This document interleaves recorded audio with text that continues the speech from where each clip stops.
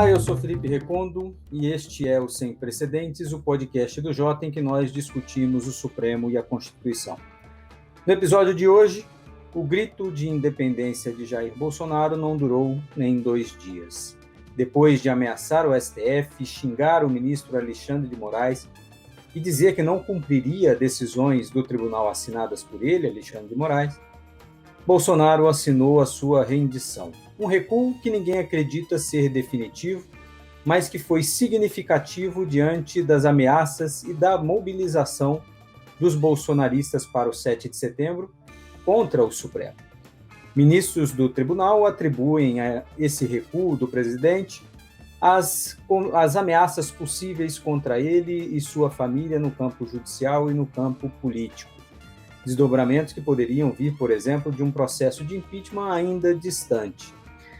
Agora, a despeito do recuo e dessa certa trégua institucional, uma trégua momentânea, a crise da semana gerou alguns resultados que não somem com algumas linhas assinadas por Bolsonaro. Em discurso na abertura da sessão de quarta-feira, o presidente do STF, o ministro Luiz Fux, afirmou que o desprezo de Bolsonaro às decisões judiciais configura crime de responsabilidade, além de atentar contra a democracia. Se o processo de impeachment é político-jurídico, Fux já antecipou o julgamento do STF. Crime existe. Bastaria a vontade política do presidente da Câmara, Arthur Lira, para que o processo de impeachment fosse aberto. Mas enquanto a situação política estiver boa para Centrão, Bolsonaro vai se mantendo no cargo. Mas a crise também levanta algumas dúvidas e são questionamentos que o nosso time aqui do Sem Precedentes vai tentar responder hoje. Qual a responsabilidade do Supremo por essa crise? E o que o tribunal poderia fazer a mais para tentar conter Bolsonaro? Será que estão colocando na conta do Supremo responsabilidades que não são do tribunal ou apostando fichas na corte indevidamente? Para responder a estas e a tantas outras perguntas, o time completo do Sem Precedentes. Juliana Cesário Alvim da UFMG, Tomás Pereira da FGV Direito Rio e Diego Werneck do INSPER. Mas eu queria começar com você para nós tentarmos distinguir, se é que existe distinção, entre a crise desta semana e as outras tantas crises já criadas por Bolsonaro na relação com o STF. Você acha que tem muitas diferenças ou não? Olha, eu acho que tem um elemento de mais do mesmo, inegável, né? Se a gente para e olha para o que o Bolsonaro disse nesse 7 de setembro, né, se a gente está olhando para o discurso dele, né, se teria sido nisso que estaria o crime. Bem, ele já havia dito coisas equivalentes, ou participado mesmo de atos equivalentes, atos com bandeiras equivalentes muito antes. Já teve atos, a gente já falou disso, né, sobre como teve atos que pediam fechamento do Congresso, que pediam fechamento do Supremo, no qual o Bolsonaro compareceu, né, sobrevoou, às vezes de helicóptero, compareceu pessoalmente, essas coisas já tinham acontecido antes. Ele fala, o que aconteceu nos últimos tempos tem tido uma pessoalização maior em certos ataques, né? O Bolsonaro parou de simplesmente insinuar, ele tentou pessoalizar mais, ele foca cada vez mais no ministro Alexandre de Moraes e no ministro Barroso, mas isso também não vem de hoje. Isso aconteceu intensamente no dia do ato, mas a gente tem que lembrar que o Alexandre de Moraes já teve um pedido de impeachment feito pelo Bolsonaro contra ele faz pouco tempo. E o Barroso não teve, mas ele disse que faria. Ele avisou que ia fazer dos dois, só fez de um. Disse que ainda vai fazer do outro. Agora parece que tem gente que diz que agora vai ter de novo, ninguém sabe, como sempre. Então eu acho que tem um elemento de mais do mesmo. O que não significa que o que aconteceu no STF não seja grave. O que não significa também necessariamente não ter nada de diferente, mas não tem nada especificamente diferente. Mas eu diria que, em geral, tem mais uma continuidade.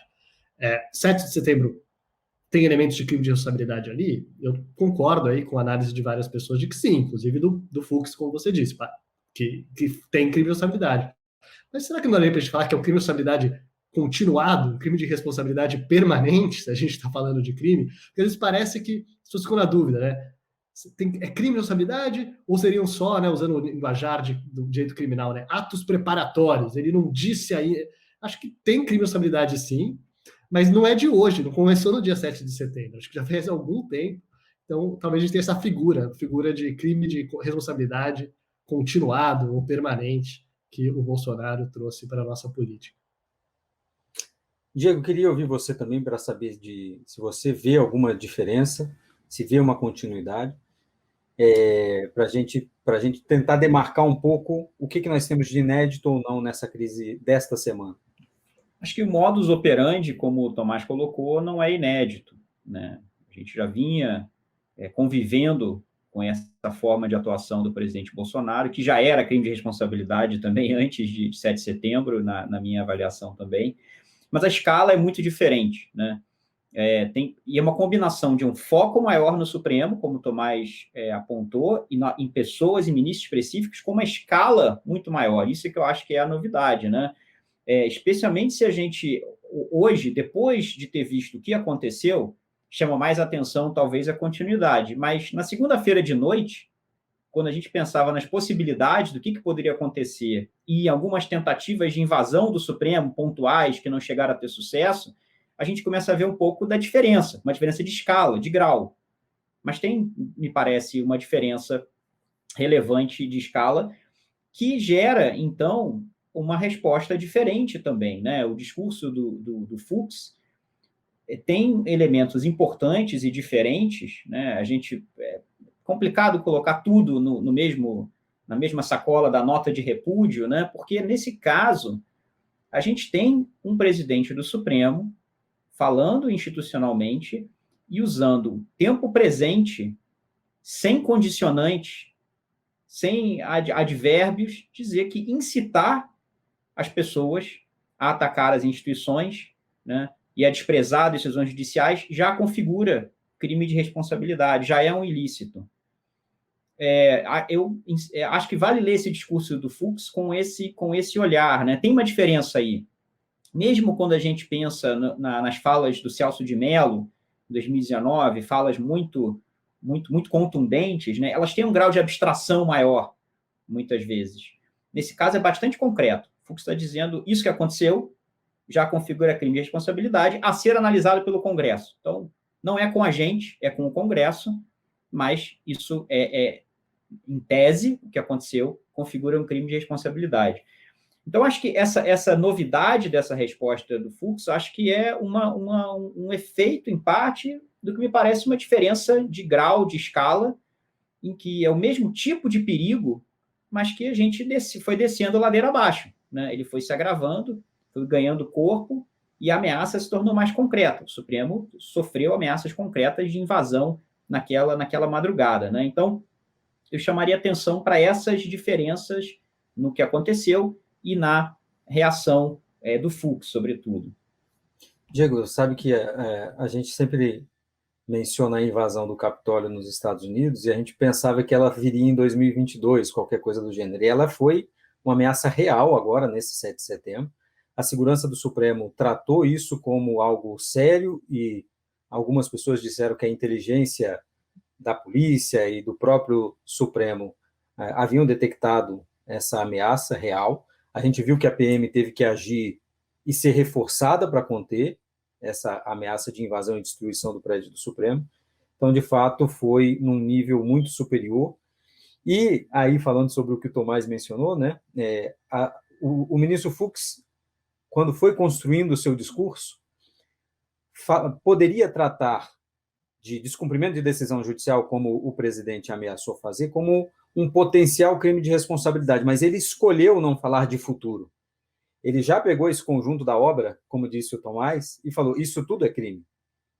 No mínimo, incitar, agora como você falou, né, Diego, lembrando o discurso dele, incitar já é crime. Então, é algo muito fora do padrão, né, do que nós víamos do Supremo, e eu diria com tranquilidade que, às vezes, as pessoas dizem, pô, o Supremo vai ficar só no discurso, mas esse é um discurso, sem sombra de dúvida, se pegar ao longo da história do Supremo, esse é um dos discursos históricos do tribunal, de um presidente do tribunal, pelo nível de avanço do presidente do tribunal em relação ao presidente da República. A gente só teve discursos comparáveis ali na década de 60, ou quando o Supremo foi reaberto depois das cassações, o discurso do Luiz Gallotti, algumas entrevistas e manifestações do ministro Balieiro pedindo o fim do AI-5 e reestabelecimento das garantias da magistratura, isso quando ele foi presidente do Supremo, os discursos do Ribeiro da Costa depois do golpe militar, o discurso de ministros do Supremo cassados na época de Getúlio Vargas, do ministro Hermenegildo, mas veja, a gente pode contar que esse certamente é um dos discursos mais importantes da história do Supremo ao longo desses 100 e tantos anos, 130 anos. Mas, Juliana, queria ouvir você também sobre isso. O que você vê de distinção entre a crise... Você quer falar, Diego? Pode falar, pode falar. Só ia pontuar uma coisa, que o discurso também aloca a responsabilidade para os próximos passos claramente no Congresso, né? O Fux, claro, ao dizer isso, a ser analisado pelo Congresso, está dizendo o espaço adequado para responsabilizar e fazer algo a respeito está claro, né? Não, eu vou dizer, Diego, com toda a segurança, de que essa foi uma frase colocada, e bem colocada e pensada, para deixar o recado bastante claro para o presidente Arthur Lira. Quando ele coloca essa vírgula no discurso e diz, mas isso depende do Congresso, é um recado muito evidente, não para menos. Sabia disso Arthur Lira, que antecipou a sua reação ao ministro Fux para tentar esvaziar ou tomar comando dessa situação. Mas eu queria ouvir a Juliana exatamente sobre o mesmo ponto. Se você vê, Juliana, alguma diferença nessa crise, e também um pouco de esse recuo é permanente, não é permanente? Ninguém acredita nisso, né? Todo mundo diz que a nota assinada pelo presidente Bolsonaro é um compromisso equivalente a uma nota de R$3. Mas queria te ouvir também sobre esse ponto, Juliana. Olá, Recondo, Diego, Tomás. Acho que tem uma diferença adicional que pode ser um pouco causa, um pouco consequência da diferença do cenário, né? Uma diferença institucional. O Diego comparou as manifestações de Celso de Mello no passado, né? Contundentes, mas não tão concretas, e acho que isso está relacionado com a própria unidade do tribunal, né? Naquele momento, a gente tinha um decano que estava se opondo abertamente ao presidente, mas, ao mesmo tempo, um presidente, que era o ministro Toffoli, que acenava constantemente ao presidente, né? E acho que de lá para cá isso mudou. O tribunal se colocou como um todo, sem vozes dissonantes, em oposição a esse discurso de fechamento do Congresso. Até mesmo o ministro Cássio Nunes, como foi noticiado, participou da reunião lá privada entre os ministros, em que se decidiu aí por esse tom que foi adotado pelo ministro Fux no seu discurso. Então, acho que isso faz diferença, né? Pode estar relacionado à gravidade do momento, mas também pode ser uma causa do tom que imprime a gravidade a esse momento, né? Um tribunal mais unido, que se sente mais à vontade para fazer um discurso mais concreto, mais duro. Então, eu acho que isso também é uma diferença que a gente observou de lá para cá, né? Talvez um decorrente até de um certo cansaço do tribunal com relação a essas tentativas de composição com o executivo, ou pelo menos tentativas de diálogo, né? Lembrando que o tribunal estava bem mais aberto a isso no passado, houve, né, aquele episódio do próprio presidente da República aparecendo lá sem aviso no Supremo, e nesse momento a gente vê uma movimentação contrária, né, do Supremo se recusando, ou da presidência do Supremo, nesse caso mais especificamente, se recusando, pelo menos por hora, a qualquer tipo de encontro ou qualquer coisa nesse sentido que demonstraria uma abertura ou uma vontade de composição com o executivo. Então, acho que nesse sentido existe uma diferença, sim, no tratamento institucional do Supremo com relação a essa crise, que eu concordo que é diferente apenas, né, em relação ao seu grau, que o conteúdo do que tá em jogo agora já estava presente há mais de um ano atrás, né? Que o nível, as coisas vão se somando, né? E a gente vai se impressionando cada vez mais e não olhando no global, né? Mas como o próprio Tomás mencionou, né? O impeachment já tinha sido pedido, o que já é num nível estratosférico de crise entre os dois poderes. Já tinha tido manifestação na frente do QG do Exército, já tinha havido manifestação pelo fechamento do Supremo. Ele já tinha dito o acabou e o palavrão dele em relação a Alexandre de Moraes no passado. Então, de fato, vai sendo um somatório. Agora, Juliana, uma pequena discordância que O ministro Nunes Marques participou da reunião, mas ele foi quem deu o tom diferente. Ele foi dissonante nessa reunião, porque ele achava que a reação deveria ser um pouco mais branda. Mas, é claro, sendo um ministro de colegiado, ele aceitou a deliberação e depois, na reunião, ele mencionou isso, que achava que não deveria subir tanto o tom. Foi contestado tantas vezes e seguidamente que ele tirou o time dele de campo, recuou, mas também não vai se manifestar contra o presidente. E só o fato, né, Juliana, de ter tido uma reunião de mais de 1 hora, em que os ministros colegiadamente decidem qual é o tom, confirma o que você mencionou, né? Por mais que tenha essa voz dissonante na reunião, o fato de o colegiado dar o tom para o presidente, e o presidente também, obviamente, se manifestou nesse sentido na reunião, mas já é bastante distinto, né, Juliana? Isso, e eu acho também que o fato de ser uma voz dissonante para dentro já é bastante diferente do que a gente viu no passado, né? De vozes dissonantes se projetando para fora. Então, a gente não viu o ministro Nunes Marques, como a gente já viu no passado, né, em outras circunstâncias, por exemplo, publicar ou declarar algo à imprensa no sentido contrário do que está sendo manifestado pela presidência, pelo ministro Fux. Então, é claro que eu não acredito que ele esteja completamente alinhado aos seus colegas em termos de substância, né, como ele vem manifestando em diversas ocasiões pelos seus votos, pela sua conduta ali durante as votações, mas eu acho que significa alguma coisa essa reunião ter acontecido, não ter havido nenhuma manifestação para fora, nenhum racha, nenhuma rachadura ali, nenhuma divergência que tenha aparecido para fora, né? O tribunal se manifestou muito unido, a meu ver, como não havia se manifestado até então, até agora, né? Juliana, acho que sobre isso, então, talvez curiosamente, a posição divergente, a posição que destoou, talvez tenha sido quando a gente olha para os antigos ministros, né? A gente está falando do Celso de Mello, das suas declarações contundentes quando ele era o decano. Algo que chamou a atenção é que, como ministro aposentado, mas em certa medida com respeito de meio que eterno recano, ele escreveu uma nota profundamente contundente também, que repercutiu bastante, foi lida ao vivo em diversos telejornais, foi assim, que era muito, muito contundente contra o presidente, talvez até mais contundente ainda, até porque agora ele talvez possa falar, inclusive, como um ministro aposentado, como alguém que não está lá, né, sendo relator de um inquérito. Acho que ele se sentiu talvez até mais livre para fazer isso.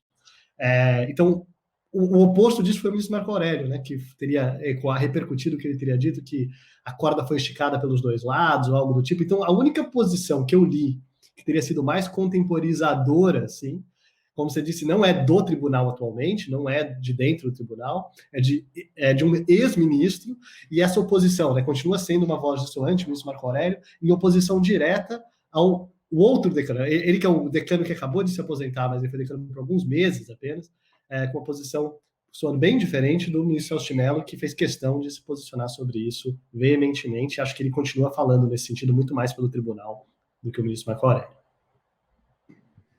Só ia colocar uma pergunta sobre esse recuo e como ele pode ser interpretado pelo Supremo, né?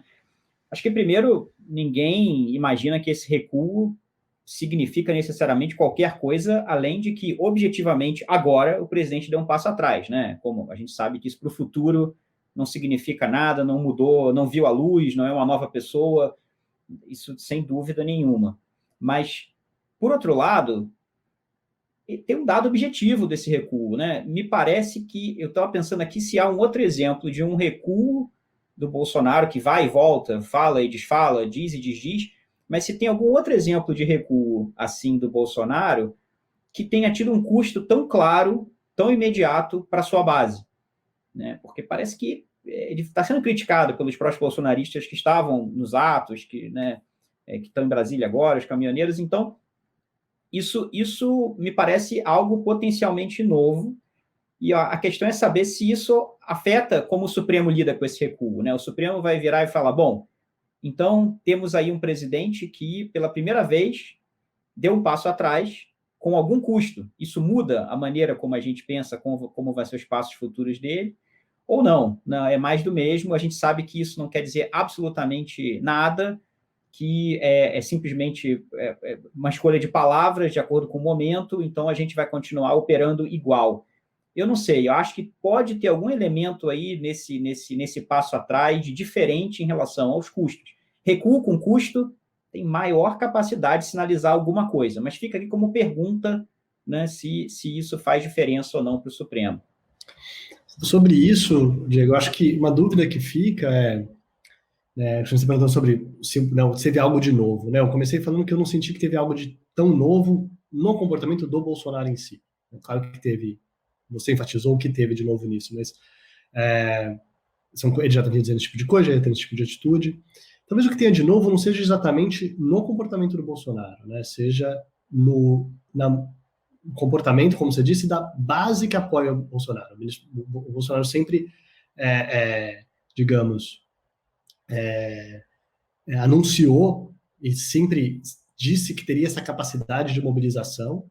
E por mais que a gente acompanhe as políticas de opiniões, a gente vê o nível de rejeição, o nível de popularidade, a gente percebe que ele não está tão bem quanto ele diz que está. Tinha uma dúvida sobre qual seria a capacidade de mobilização dele. E se é verdade que ele tem capacidade de mobilização, tinha gente na Paulista, tinha gente em Brasília, é verdade também que uma boa parte da análise é que, por tamanho do esforço, por tamanho do significado dessa data, né, um mês de mobilização, apoio institucional, movimentação, um feriado, toda essa movimentação teria sido pouco. Então, se isso é o maior nível de mobilização que ele consegue, pelo menos para essa pauta, né, nesse momento, eu acho que talvez também tenha um efeito sobre as outras instituições. As instituições talvez sentiram, e isso explica também, talvez, a reação. Então, tem um pouco da gravidade do que ele disse, claro, mas tem também, eu acho, talvez tenha um pouco de uma análise sobre qual é o tamanho, digamos, do arsenal de mobilização política que o Bolsonaro tem. Em certa medida, digamos, ele revelou suas cartas. Ele não só chamou uma aposta, ele chamou sua aposta e ele revelou as cartas dele na mesa. E é claro que pode sair ainda cartas no futuro que mudem esse cenário, mas hoje, no momento, parece que as instituições respiraram com um certo alívio de que parece que ele tem muito menos força do que ele imaginou que ele tinha. E que se é isso, se a gente não tem uma mobilização na rua que seja capaz parece ser capaz, nesse momento, de fazer o impeachment andar, e a gente vai falar um pouco disso ainda. Por outro lado, também, Bolsonaro não parece ser alguém que tem uma capacidade de colocar a gente na rua para ir contra o ministro Supremo, para ir contra pedir fechamento do Congresso, pedir fechamento do Supremo, como as pessoas temiam. Né? Tomás, assim, é óbvio que tinha muita gente na rua. Há contestações exatamente sobre isso. Em Brasília, por exemplo, se esperava muito mais. O cálculo, inclusive, da Polícia Militar, a expectativa era de muito mais gente. Da organização em São Paulo também de muito mais gente. Mas foi sintomático que a política não participou desses atos. A gente não viu os próceres do Centrão ou parlamentares de São Paulo ao lado do presidente Bolsonaro no palanque. A gente não viu lideranças religiosas ao lado do presidente nessas manifestações. Por mais que houvesse muita gente desse séquito nas manifestações, mas foi realmente sintomático. E sobre os recuos com custos, a gente teve alguns, Diego, do Ramagem, por exemplo, que o presidente não insistiu na indicação dele para a Polícia Federal, não recorreu, ou recorreu só pro forma e já com o processo vencido. Mas, de fato, desse ponto de vista agora, a gente já percebe muito rapidamente, né? Nós estamos gravando na sexta-feira e esse recuo foi ontem, no fim da tarde, a gente já vê a militância dele um pouco decepcionada, os caminhoneiros, por exemplo, se desmobilizando, e havia, inclusive, o risco de que essa greve potencial dos caminhoneiros, essa paralisação que começou, e se estendesse, poderia gerar efeitos políticos ainda mais graves para o presidente também, porque nós teríamos crise de desabastecimento, aumento de preço e por aí vai. E ninguém queria isso, o presidente teve que dizer para os caminhoneiros que estavam comemorando um estado de sítio, teve que dizer para eles voltarem para casa. Então, de fato, o custo foi bem alto. Vamos ver nas próximas semanas qual vai ser o tamanho da consequência para o eleitorado do presidente Bolsonaro. Agora, eu queria perguntar para vocês, que chamou a atenção o discurso do Arthur Lira, presidente da Câmara, em que ele praticamente colocava em igualdade de condições, em termos de responsabilidade, o Supremo e Bolsonaro pela crise. Quando ele faz um discurso e não defende o tribunal dos ataques que o presidente fez, ele parece que está se colocando entre briga de iguais, em que os dois deram o primeiro tiro ao mesmo tempo. E não nos parece isso. Então, eu queria perguntar, começando com você, Diego, depois Juliana e Tomás, quais as responsabilidades reais do Supremo por essa crise? A gente viu aí os sites e mídia dita conservadora, mas pró-Bolsonaro, fazendo uma lista de decisões do Supremo que mostrariam como o Supremo é responsável por impedir o governo Bolsonaro de seguir.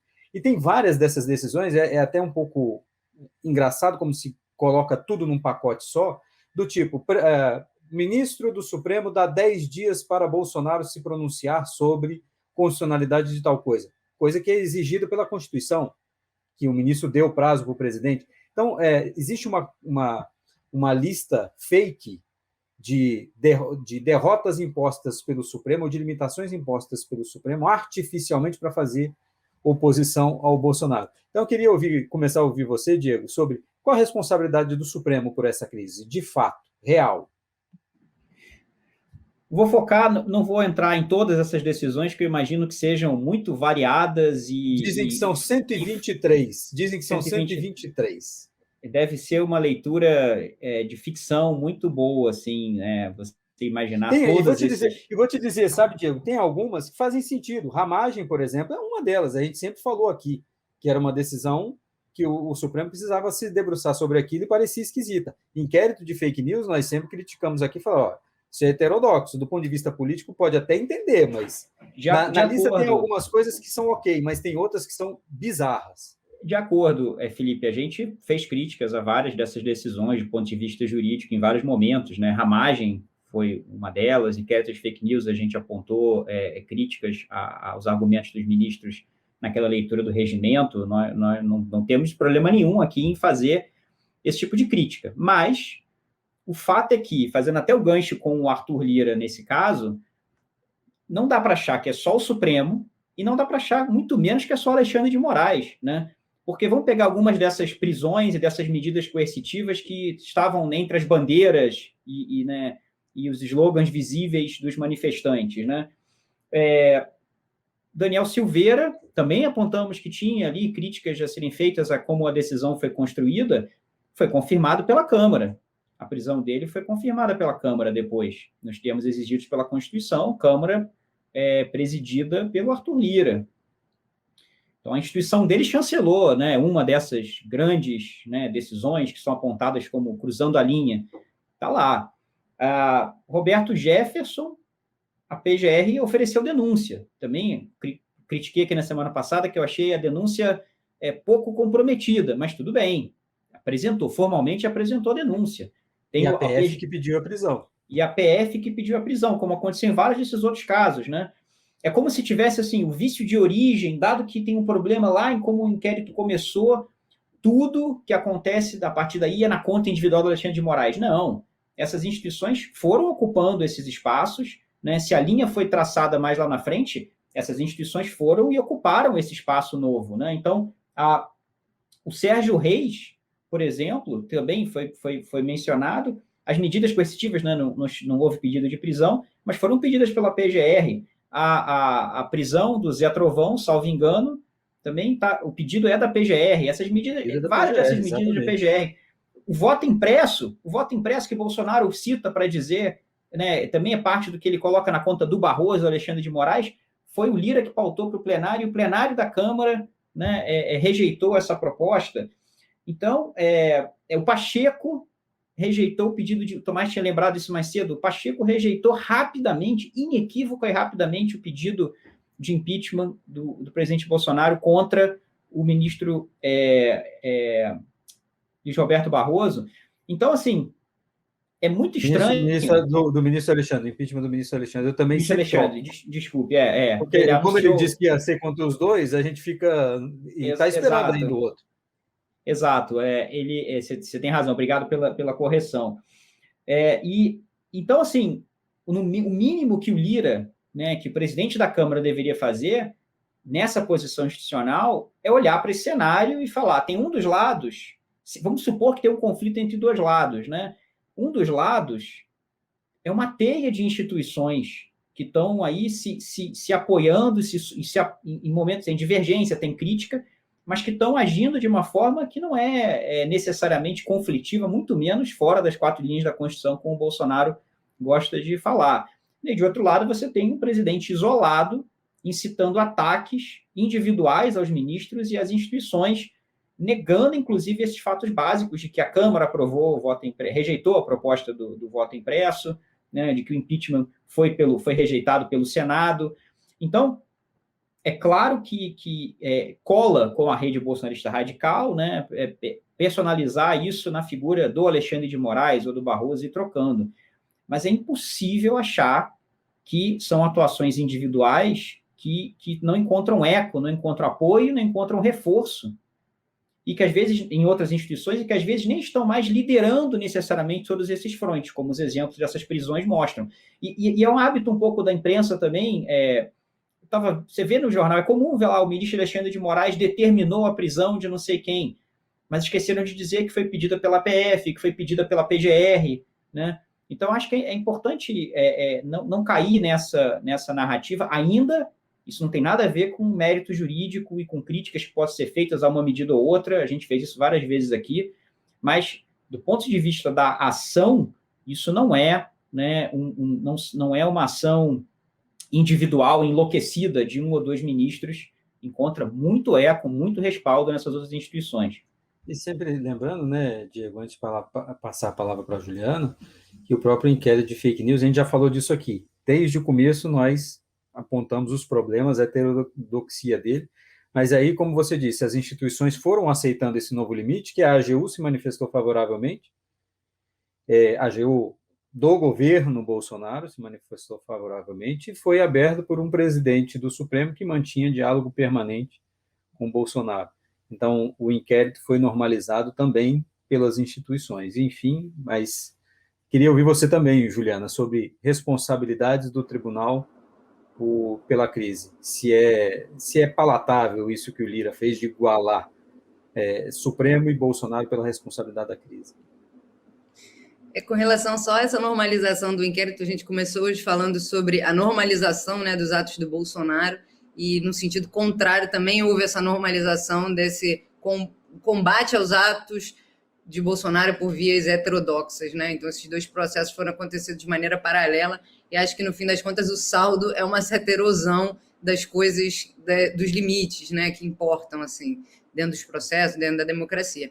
Mas falando de responsabilidade do Supremo, tendo a concordar com tudo que o Diego falou, né? Claro que não deixaria de dar um passo atrás, né? E aí, se a gente for pensar de uma maneira mais ampla sobre a responsabilidade do Supremo com relação a essa crise permanente que é Bolsonaro e governo Bolsonaro, eu acho que também não dá para a gente não falar, né, de Lava Jato e de como a atuação do Supremo teve um papel na eleição de 2018, né? Seja chancelando o afastamento do principal adversário, né, do ex-presidente Lula, mas também endossando as ações do então juiz Sérgio Moro, que acabou sendo alçado, né, à categoria de ministro e reforçou essa chapa aí bolsonarista. Então, acho que essa responsabilidade o Supremo tem que lidar com ela, né, e talvez até de maneira mais frontal no futuro. E eu acho que esse fantasma ele permanece, né? Eu concordo com o Diego que o Supremo agiu quanto ao mérito das decisões envolvendo o governo dentro, né, dos limites da sua atuação, e a gente lembrar que a gente já explorou bastante aqui, toda a atuação com relação à Covid e tudo mais, né, em que o tribunal, no mérito, se colocou muitas vezes de maneira contrária à agenda do governo, mas acho que fica esse fantasma da atuação penal, né, do tribunal, ainda mais comparada com todos os excessos que foram feitos pela Lava Jato. Então, parece que a atuação do tribunal, nesse caso, presente é muito branda. E aí, estou falando não só com relação ao presidente Bolsonaro em si, em que né, há necessidade da atuação de outras instituições, mas no caso dos seus filhos, né? Seja o Flávio Bolsonaro, que tem uma questão pendente com relação ao foro, né, em que ele deve ser julgado, que está sendo adiada no âmbito do Supremo. Então, parece ter uma certa abertura para a negociação desse timing, né, que talvez não tenha sido vista no passado, né, naquele contexto de Lava Jato, de criminalização da política, etc., e também com relação ao próprio Carlos Bolsonaro, que a gente falava aqui hoje, antes de começarmos a gravar, no âmbito do inquérito das fake news. Então, nesse sentido, nessa cobrança de uma atuação do Supremo, me parece estar direcionada a essa agenda, né? A essa agenda penal, criminal, relacionada à família Bolsonaro, mais do que com relação ao mérito das suas decisões, em comparação ao posicionamento do governo, e também com relação a qualquer atuação no impeachment, né? E que o Supremo não é protagonista desse processo. E mais uma coisa é com relação a isso que a gente falava anteriormente do discurso, né? Se o Supremo fez um discurso mais contundente do que nunca agora, talvez esse discurso esteja atrasado, talvez esse discurso não devesse ter ocorrido agora, porque um discurso semelhante deveria ter sido feito quando, pela primeira vez, né, a instituição do Supremo Tribunal Federal foi ameaçada com a chancela e até mesmo pelo próprio presidente da República. Então, aqui talvez também haja uma responsabilidade nessas tentativas sucessivas de composição com o governo, quando o governo já ultrapassava todas as linhas imagináveis, né? E antes de passar para você, Tomás, só um comentário rapidíssimo. Não dá, como bem mencionou a Juliana, não é querer passar a mão na cabeça da instituição Supremo Tribunal Federal, porque tem várias decisões que as pessoas não compreendem bem, tipo a decisão do Fachin que anulou as condenações do Lula depois de tanto tempo. Isso passa um recado esquisito. Todos esses processos pendentes que você também mencionou agora, Juliana, também no mesmo sentido. O Supremo, quando se dividiu internamente, quando mostrou a sua cisão, quando alimenta suspeitas de decisões políticas ou interessadas, é responsável também por essa imagem que cria, por essas suspeitas que se levantam. Mas, Tomás, queria ouvir você também sobre responsabilidades, para depois a gente falar sobre o que dava para o Supremo ter feito diferente ou o que pode fazer daqui para frente. Claro, ótimo. Mas antes eu queria falar o seguinte, você falou que a anulação das condenações do Lula passa um sinal esquisito. Eu acho que clarificar o que seria, qual esse recado esquisito é. Que não agrada a ninguém, né? Me parece. Não é necessariamente, se você é a favor, você acha que demorou, e que não devia nem ter acontecido lá atrás. Total, se você é exatamente. contra, você acha que é errado. Então, acho que a questão poderia parecer que o sinal é esquisito porque ela aconteceu. Não, eu acho que é só assim. É uma decisão, ninguém ganha, né? Se ela está correta, ela tinha que ter acontecido há 3, 4 anos. É isso, né? E não é nem discutir o mérito, né? Porque depois até o tribunal confirmou, e está lá. Claro. Mas de fato, o recado que passa que ficou esquisito. Mas agora, falando sobre essa questão, da responsabilidade pela crise, eu acho que tem, basicamente, no que a gente foi falando, tem 3 tipos de significados para isso. Né? Então, um é a responsabilidade do Supremo pela própria crise, no sentido, pelo fato de que Bolsonaro é presidente do Brasil. Né? E a Juliana já apontou isso. Então, existe uma parte da responsabilidade do Supremo em como isso aconteceu, no mínimo, pela inelegibilidade de um candidato fortíssimo, que era o ex-presidente Lula. Então, nesse sentido, ninguém está negando que existe uma responsabilidade dele pela crise. Uma outra é pela crise em si. Né? Então, não é pelo fato de que ela só existe porque, nesse contexto, né, se o Bolsonaro fosse presidente, não estaríamos vivendo essa crise, talvez fosse outra, mas não seria essa crise que estaríamos vivendo. Então, seria uma responsabilidade do Supremo na linha do que, talvez essa fala de alguns políticos, e até, de certa medida, do próprio Marco Aurélio, como se tem erro dos dois lados, né? Como se o Supremo estivesse abusando, errando, exagerando, e daí isso gera também um contramovimento. Acho que quanto a isso, de novo, eu acho que só enfatizar que, pelo menos no discurso, nas falas do Bolsonaro, nesse 7 de setembro, os 2 grandes temas dele, os 2 temas eram voto impresso e uma ameaça de fraude, alegando que há fraudes, e, portanto, um ataque ao Supremo e à Justiça Eleitoral e ao TSE, que tem ministros do Supremo, então não é exatamente o Supremo, mas é o Supremo também, e é o TSE, que é composto e presidido por ministro Supremo, e o outro é os abusos individuais de alguns ministros, notadamente o Alexandre de Moraes. E eu, de novo, enfatizar, estamos na mesma página, concordando que, bem, quanto a isso, é muito importante ter em mente que o Congresso rejeitou uma emenda constitucional do voto impresso. Então, não é uma decisão individual do TSE que se recusa a fazer isso contra a lei. Não. Tentou-se emendar a Constituição e não se conseguiu. Não há votos no Congresso para isso hoje. E a mesma coisa com o Alexandre de Moraes. Né? Se ele está abusando, o fato é que, imediatamente, o presidente do Senado arquivou esse pedido de impeachment com um parecer da advocacia da casa, dizendo claramente que aquilo não tinha nenhum cabimento e que não havia nada ali de legal. Por mais que possa, como eu já disse, pode haver discordâncias e críticas a certas decisões específicas, mas isso não significa que há ali um tipo de comportamento que geraria esse tipo de ataque extra-institucional, certamente, e institucional, um pedido de impeachment. Então, eu vou para o terceiro sentido, então, assim, é onde eu acho que tem algo de diferente. Qual que seria, então, a responsabilidade do Supremo pela crise? Tem um outro que seria a responsabilidade do Supremo por resolver a crise, parece que às vezes é o que as pessoas querem. Né? Então, o Supremo ele seria responsável por não trazer a solução.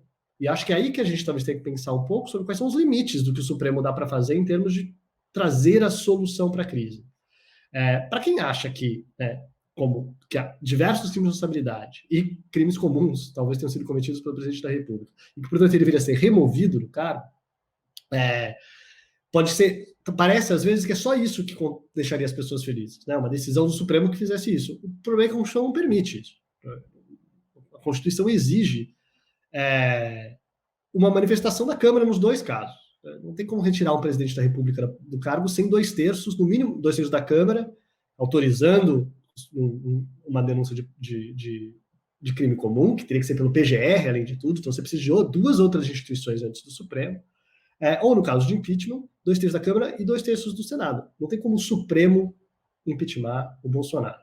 Então, nesse sentido, se a solução da crise para algumas pessoas seria o fim desse governo, não tem como o Supremo fazer isso sozinho. Mas daria para o Supremo ajudar. O Supremo poderia fazer com que isso acontecesse. Acho que é interessante tentar entender, mas o que significa ajudar, né? Para isso, a gente tem que ter um diagnóstico do empecilho. O que está impedindo que isso aconteça? Por que a gente não tem impeachment no Brasil hoje? Eu acho que tem dois tipos de análises diferentes sobre isso. Uma seria que tem um ponto de veto contra-majoritário, em certa medida, que está impedindo que isso aconteça. Notadamente, o presidente da Câmara. O Lira, presidente da Câmara, não decide sobre os pedidos de impeachment, há lá centenas de pedidos de impeachment, e é porque ele não faz isso que o impeachment não vai para frente. Bem, para isso ser verdade, a gente precisa ter uma análise de que, se ele fizesse isso, teria apoio de uma maioria, 2/3 da Câmara para fazer isso. Ou teria uma chance disso acontecer, mesmo que esses 2/3 não existam hoje, que existem análises, está no vento um movimento que faz com que esses 2/3 sejam construíveis num processo próximo. Não sei se é muito claro que isso está no ar, não, mas tá bom, né? Vamos imaginar que seja isso. Então, o que daria para o Supremo fazer em relação a isso? Bem, acho que o máximo que daria para o Supremo fazer em relação a isso como já falou, estabelecer prazos para que Arthur Lira aprecie esses pedidos. E tem uma ação pendente, tem pedidos no Supremo pendentes para que ele faça exatamente isso. O Supremo atue. Então, percebemos que a gente partiu de uma crítica mais genérica sobre o Supremo.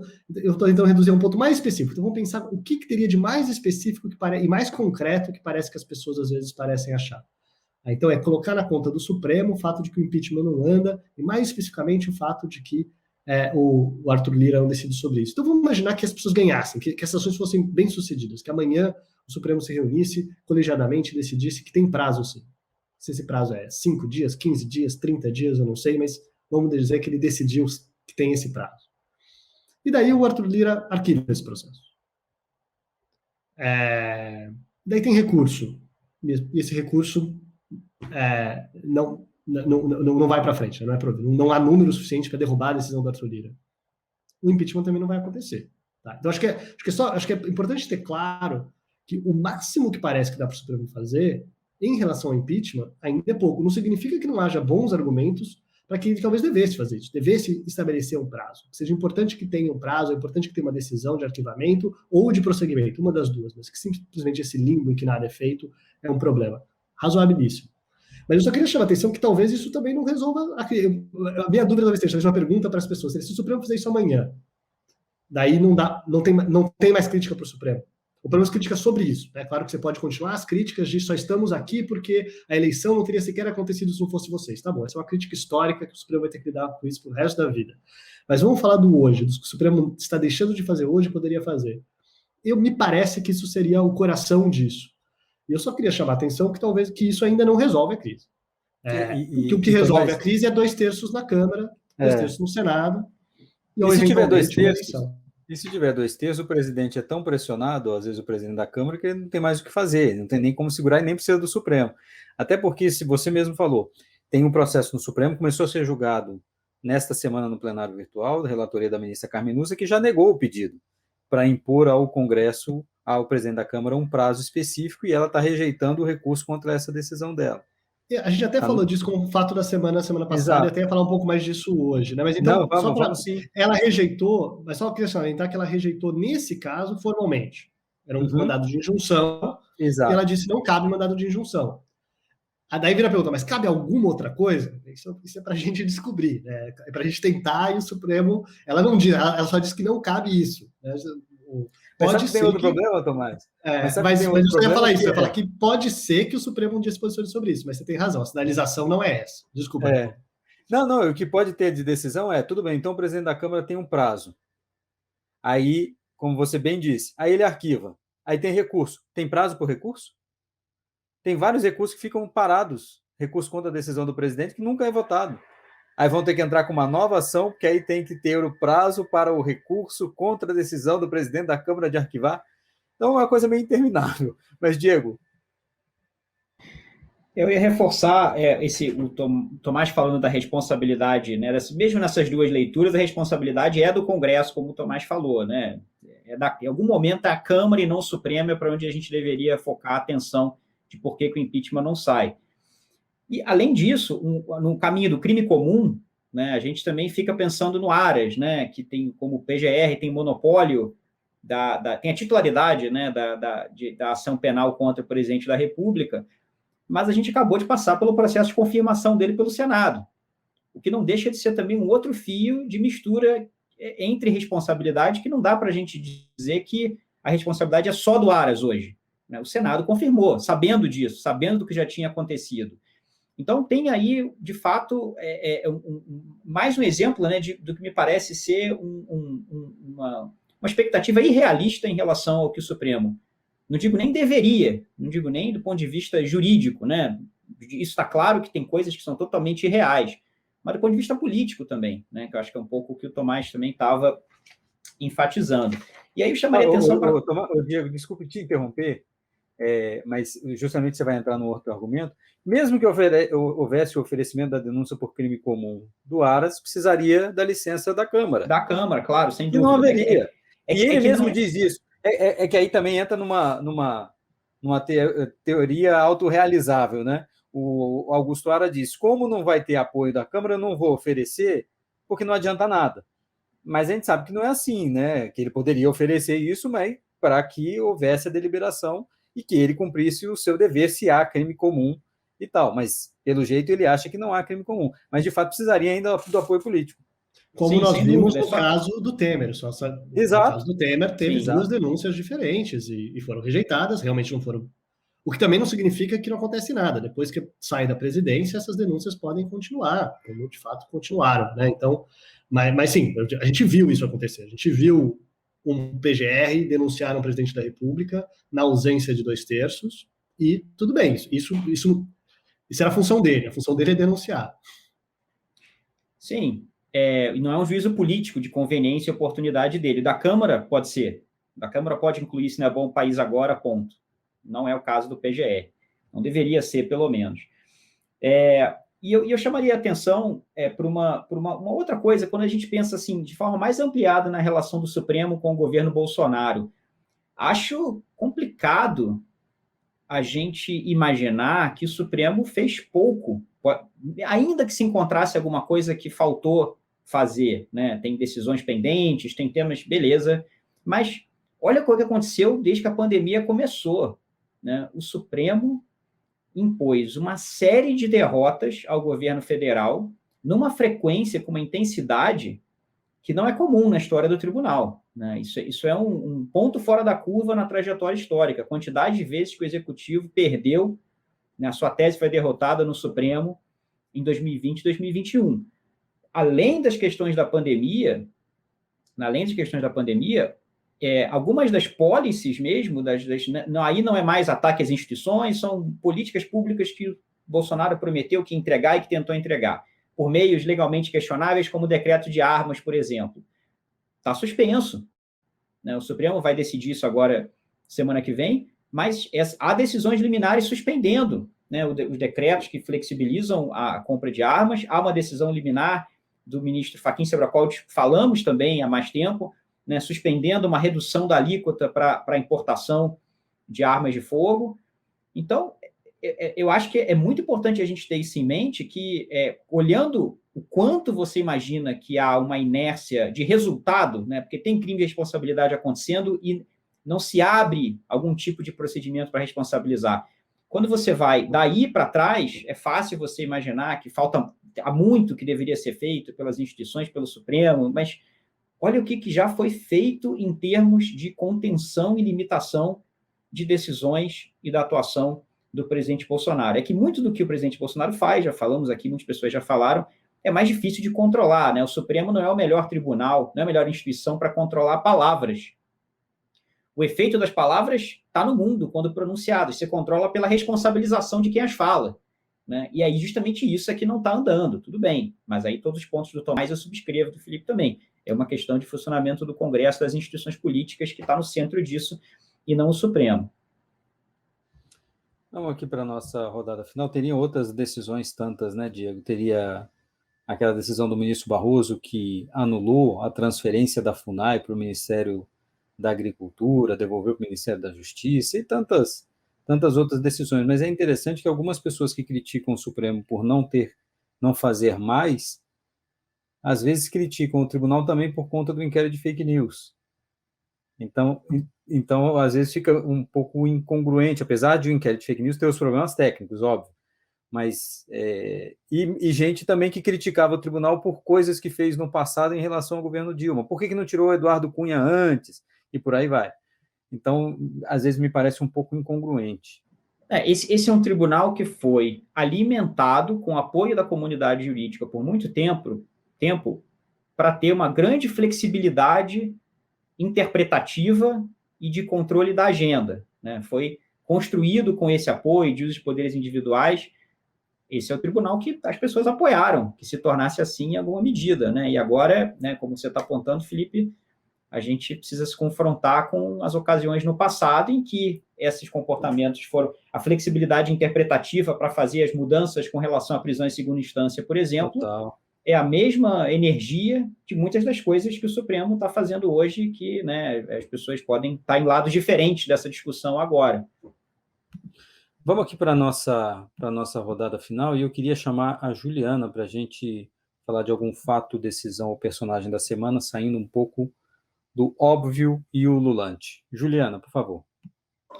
Queria falar, então, sobre uma decisão do ministro Lewandowski, monocrática, que tem mais ou menos uma semana, em duas ações que questionam a portaria do Ministério da Saúde, que estabeleceu uma série de obstáculos para a realização do aborto legal, né? Aquele aborto previsto em lei, que, então, no caso de estupro, risco à vida da gestante e por decisão do Supremo em caso de feto anencefálico. Né? Só lembrando, essa portaria do Ministério da Saúde, ela foi editada logo na sequência daquele caso trágico que aconteceu, né, no ano passado, com relação à menina de 10 anos que engravidou em razão lá de violências sexuais incestuosas cometidas pelo seu tio, e ela, em razão, né, de estar dentro de das exceções legais para a realização de aborto, no caso estupro, tentou, né, realizar o aborto no estado dela, no Espírito Santo, e não conseguiu, foi impedida, teve que ir para Recife, né, para de fato conseguir viabilizar o seu direito. E à época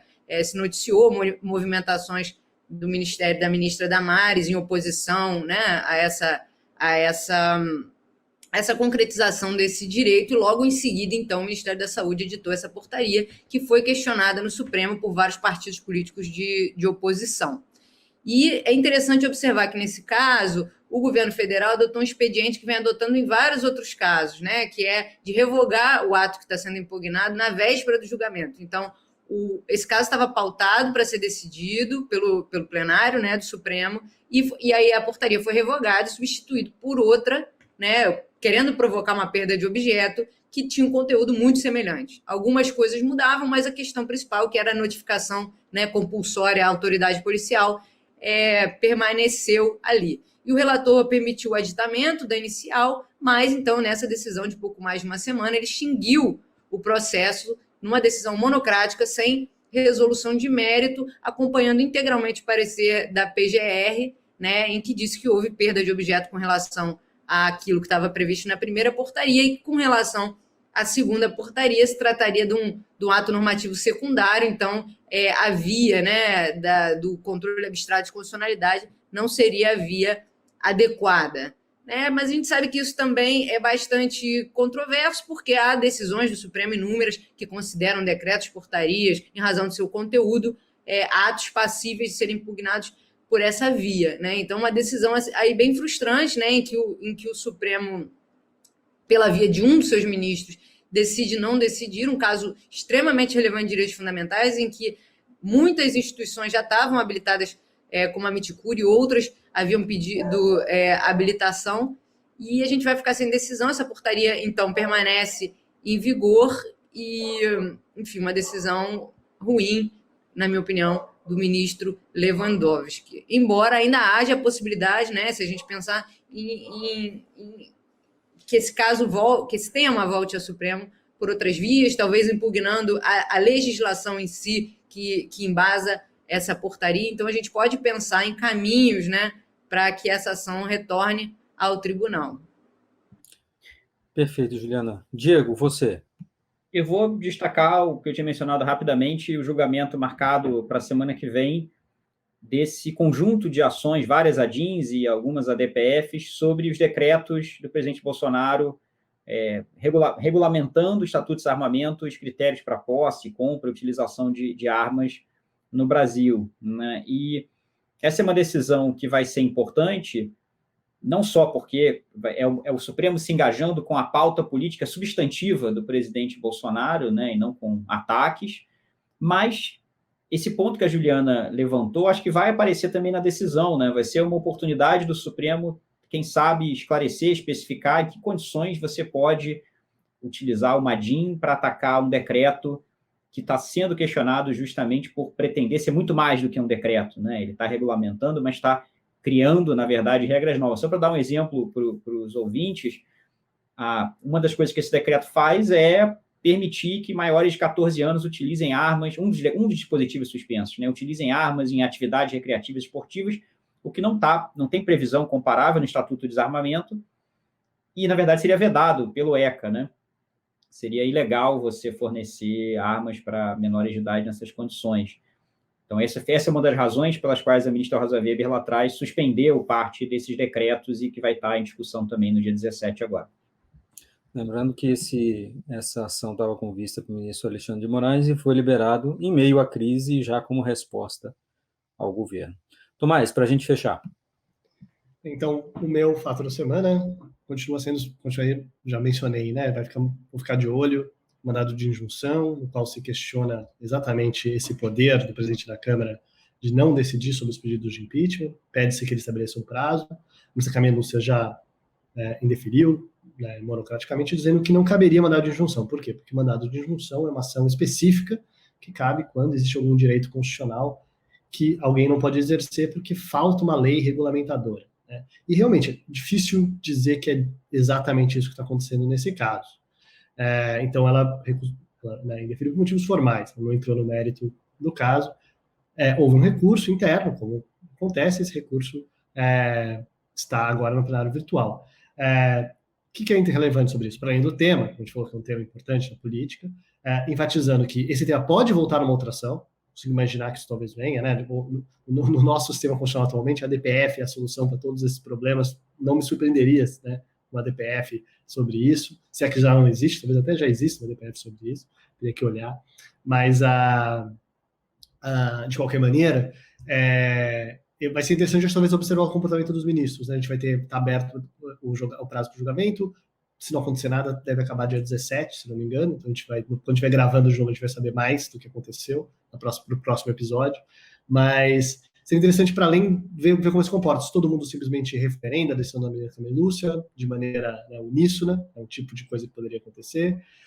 Se alguém vai dar um voto dissidente, você vai ver algum tipo de dissidência, uma minoria ali, dizendo que é cabível, ou ampliando, então, portanto, o cabimento para poder dizer talvez que sim, que o prazo pode ser estabelecido por essa via, ou mesmo se alguém vai pedir destaque para que isso seja levado para o plenário físico, para tentar levar essa discussão para um espaço onde vai ter mais uma audiência diferente, um espaço para debate diferente. E é claro que, por fim, se alguém vai pedir vista, né? Porque isso também sempre pode acontecer. Então, tem todas essas possibilidades, essas possíveis jogadas, digamos, nesse jogo do funcionamento do plenário virtual. Eu vou estar de olho nisso, e não só pelo caso em si, mas porque isso sinaliza algumas coisas sobre o que está acontecendo no tribunal e sobre como o tribunal talvez se posicione sobre casos desse tipo no futuro. Perfeito. Eu vou só destacar no finalzinho aqui 2 não fatos, né? O julgamento sobre Flávio Bolsonaro e Foro, adiado.